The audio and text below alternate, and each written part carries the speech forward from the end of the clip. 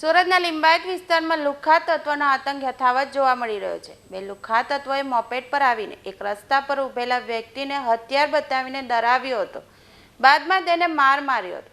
સમગ્ર ઘટના સીસીટીવીમાં કેદ થઈ ગઈ હતી। બે લુખ્ખા તત્વોએ બંદૂક જેવા હથિયારથી લોકોને ડરાવવા ધમકાવતા હોવાનું કહેવામાં આવી રહ્યું હતું।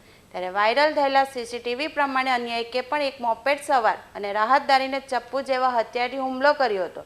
ઘટનાને લઈ સમગ્ર વિસ્તારમાં ડરનો માહોલ સર્જાયો છે। સીસીટીવીના આધારે લિંબાયતના શાંતિનગરના હોવાનું કહેવામાં આવી રહ્યું છે।